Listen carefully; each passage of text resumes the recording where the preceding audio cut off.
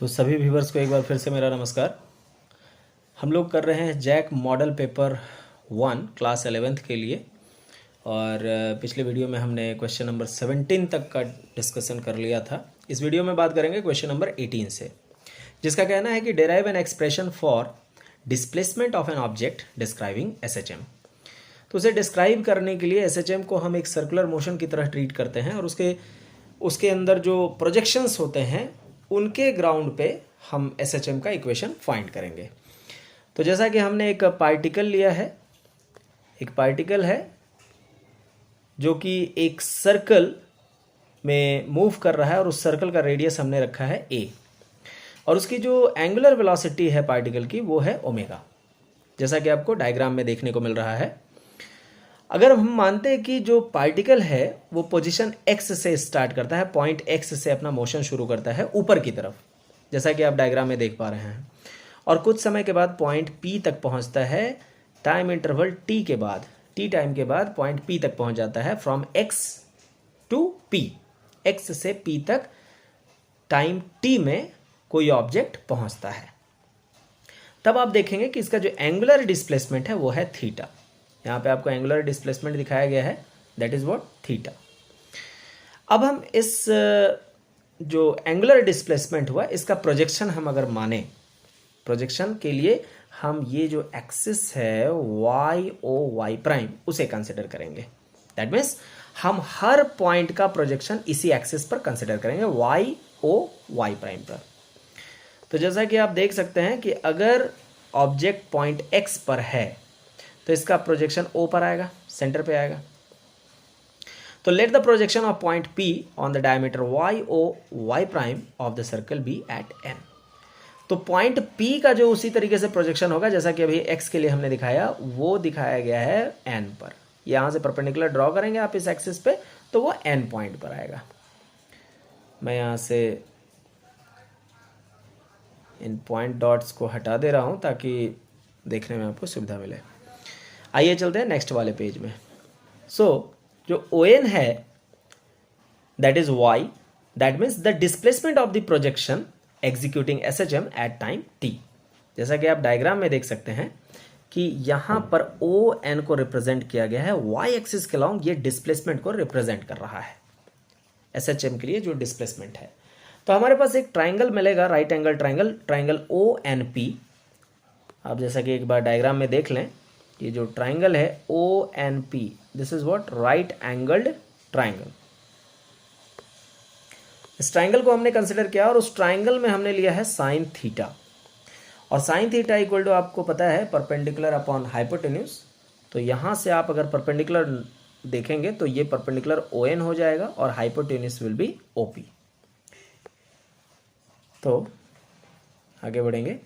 So sine theta equal to लिख सकते हैं ON अपॉन OP, और ON इक्वल टू इस OP को यहाँ मल्टीप्लाई कर देंगे तो मिल जाएगा ON equal to OP sine theta. के प्लेस पे हम लिख सकते हैं omega T, because omega equal to theta upon T, तो थीटा इक्वल टू हो जाएगा यहाँ से ओमेगा इंटू टी। यहाँ से थीटा के लिए लिख सकते हैं ओमेगा इंटू टी। तो फाइनली ये जो ON है that is representing the displacement of the particle during SHM. So y equal to हमें मिल जाएगा a sin omega t, and this is the required expression for displacement of the particle in SHM। आगे बढ़ते हैं। अब हमें find करना है वेलोसिटी का एक्सप्रेशन। तो उसके लिए सबसे पहले sine omega T equal to लिख सकते हैं y अपॉन a, क्योंकि जस्ट अभी हमने लिखा था y equal to a sine omega T, a sine omega T. तो यहां से a को y के नीचे ला करके डिवाइड कर सकते हैं, तो sine omega T equal to मिल जाएगा y बाई a। और हमें पता है कि sine square theta plus cos square theta equal to 1 होता है, तो इसलिए यहाँ पे हम लिखेंगे sine square omega T plus cos square omega T equal to 1। So cos omega T equal to हो जाएगा under root 1 minus sine square omega T. Sine omega T का वैल्यू हम पहले से फाइंड कर चुके हैं y बाई a, तो उसी वैल्यू को यहाँ पे लाके पुट कर देंगे तो हमें मिलेगा cos omega T equal to under root 1 minus Y square upon a square. जब एलसीएम लेंगे inside the square root sign तो हमें मिलेगा cos omega T equal to under root a square minus Y square divided by a। आपको पता है कि √a² का वैल्यू a हो जाएगा। आगे बढ़ते हैं। तो हमने फाइंड कर लिया है cos ω_t का वैल्यू, जो कि आगे काम आएगा। अब हमें पता है कि अगर आपको वेलोसिटी फाइंड करनी है तो वो होता है change in displacement with respect to time, that means dy/dt। So d/dt y के प्लेस पे हमने पुट किया a sin ω_t, जैसा कि हमें पहले से पता है। सो v इक्वल टू हो जाएगा a कांस्टेंट है जो कि रेडियस है, बाहर आ जाएगा d/dt sin ω_t। और sin ω_t को डिफ्रेंशिएट करेंगे चेन रूल से, d sin ω_t/dωt into dωt/dt, जो कि sin ω_t ओमेगा और t दोनों का फंक्शन है। आगे बढ़ेंगे। sin ω_t का जो डिफ्रेंशिएशन है वो हो जाएगा cos ω_t, और यहाँ से ओमेगा बाहर आ जाएगा, dt/dt 1 हो जाएगा। नेक्स्ट स्टेप में cos ω_t का जो वैल्यू है यहाँ से पुट करेंगे, this is what cos ω_t, यहाँ से वैल्यू को पुट करेंगे। तो आप देख रहे हैं यहाँ पे वैल्यू हमने पुट किया v equal to a.√a² - y² a into omega, a से a कैंसिल हो जाएगा, और फाइनल जो आपको वैल्यू मिलेगी वेलोसिटी की वो हो जाएगी omega √a² - y²। So this is the required expression for velocity as well as displacement in SHM. Next question number 19 पे चलते हैं। नंबर ए का कहना है define molar specific heat capacity. तो बहुत ही सिंपल है, यदि आप 1 मोल ले रहे हैं किसी सब्सटेंस का और उसके 1 डिग्री सेल्सियस को बढ़ाने के लिए जितनी हीट एनर्जी आप उसे प्रोवाइड करेंगे वो कहलाएगी उसकी मोलर स्पेसिफिक हीट कैपेसिटी। तो अगर मैथमेटिकल फॉर्म के पॉइंट ऑफ व्यू से देखा जाए तो C इक्वल टू हम लिख सकते हैं Q/μ डेल्टा T, जहाँ पे म्यू नंबर ऑफ मोल्स को रिप्रेजेंट करता है, delta T is the temperature difference, C यहाँ पर जो है वो मोलर स्पेसिफिक हीट कैपेसिटी को रिप्रेजेंट कर रही है, और Q जो है वो हीट को रिप्रेजेंट कर रहा है। आगे बढ़ते हैं नेक्स्ट वाले क्वेश्चन पे। बी नंबर का कहना है state first law of thermodynamics. तो first law of thermodynamics can be stated as the energy entering the system in the form of heat energy. अगर आप किसी सिस्टम में एनर्जी इनपुट कर रहे हैं, कौन से फॉर्म में? हीट एनर्जी के फॉर्म में, तो वो किसके इक्वल होगी?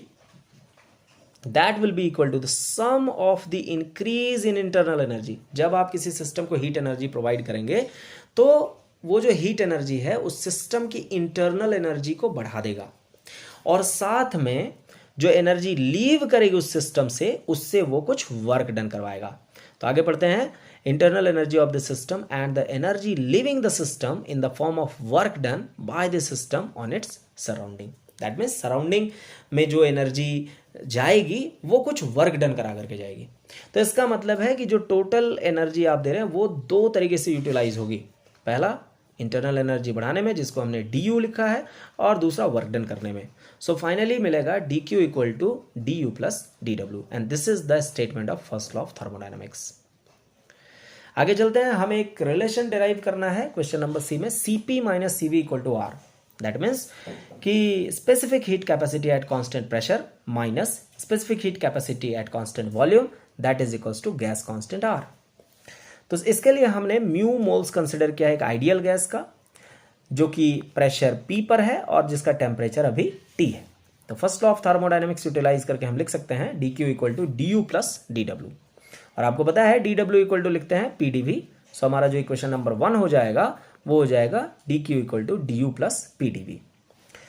अब ये जो dq amount of heat energy है, मान लीजिए कि हमने किसी गैस को प्रोवाइड किया एट कांस्टेंट वॉल्यूम, और वहां पर dt जो है वो राइज इन टेम्परेचर है। कांस्टेंट वॉल्यूम पे अगर आप हीट एनर्जी प्रोवाइड करते हैं तो वॉल्यूम तो बढ़ने से रहा, बढ़ेगा क्या? टेम्परेचर। ठीक है, तो इसलिए यहां से आप ये लिख सकते हैं कि dv इक्वल टू 0, क्योंकि वॉल्यूम आपने कांस्टेंट रखा है, तो कांस्टेंट का जो डिफरेंशिएशन है, दैट मीन्स वॉल्यूम का जो डिफरेंशिएशन है वो हो जाएगा 0। और यहां से अगर dv 0 हो जाता है तो dw इक्वल टू आएगा 0, because dw equal to pdv होता है, और इस pdv के प्लेस पे आप 0 पुट करेंगे, और 0 पुट करेंगे तो dw इक्वल टू 0 हो जाएगा। और वहीं साथ में dq इक्वल टू आप लिख सकते हैं म्यू cv dt।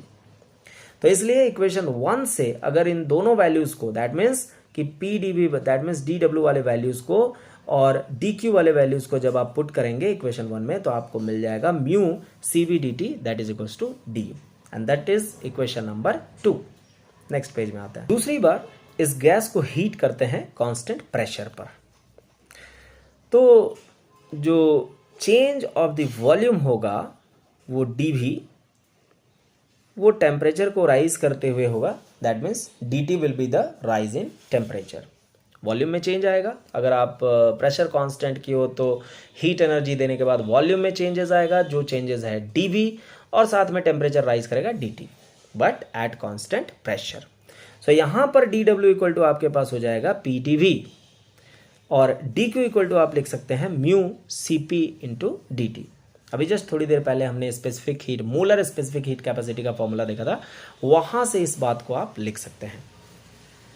तो हमारा जो इक्वेशन 1 है उन वैल्यूज को पुट करने के बाद बन जाएगा, जैसे हमारा इक्वेशन 1 जो था dQ equal to du plus dW, और अगर dQ के प्लेस पे म्यू Cp dt पुट करते हैं तो वो आएगा, du के प्लेस पे du रह जाएगा और dW के प्लेस पे PdV आ जाएगा, जो कि इक्वेशन नंबर 3 है। आगे बढ़ते हैं। अब ये जो du का वैल्यू आया है इक्वेशन 2 में, उसे इक्वेशन 3 में पुट करेंगे। आइए देखते हैं थोड़ा, यहाँ पे ध्यान दीजिए आप।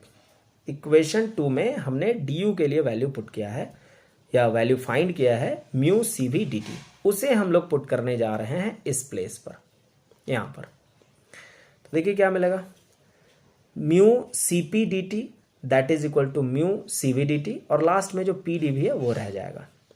अब इन दोनों से म्यू कॉमन आउट कर सकते हैं और dt भी कॉमन आउट हो जाएगा, तो आपको मिलेगा mu under bracket Cp minus Cv into dt, और राइट साइड में मिल जाएगा PdV। हमने बेसिकली इससे पहले इसको इधर लाया, लेफ्ट साइड लाया है।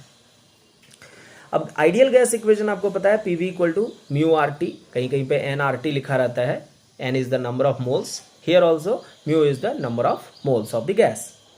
अब इस इक्वेशन को डिफरेंशिएट करेंगे और जिसमें हम प्रेशर को कांस्टेंट रखेंगे, तो प्रेशर कांस्टेंट होने से आएगा PdV, वॉल्यूम डिफरेंशिएट होगा, और राइट साइड में म्यू और r कांस्टेंट है, सिर्फ आएगा dt। अब यहाँ पर आपको PdV दिख रहा है, उसके प्लेस पर इस PdV का वैल्यू इक्वेशन नंबर 5 से पुट कर देंगे। That means from equation 4 and 5 हमें मिलेगा mu under bracket Cp minus Cv bracket close dt that is equal to mu r dt। तो दोनों साइड से म्यू म्यू कैंसिल हो जाएगा, dt dt कैंसिल हो जाएगा, और फाइनली आपको मिलेगा Cp minus Cv equal to r, और यही हमें प्रूव करना था। तो ये था पूरे मॉडल पेपर 1 का सॉल्यूशन। आप बेहतर तैयारी करें, पूरे सॉल्यूशन को थ्रू आउट देखें। 5 पार्ट में है, छोटे छोटे पार्ट्स में है, आपको ज़्यादा समय नहीं लगेगा।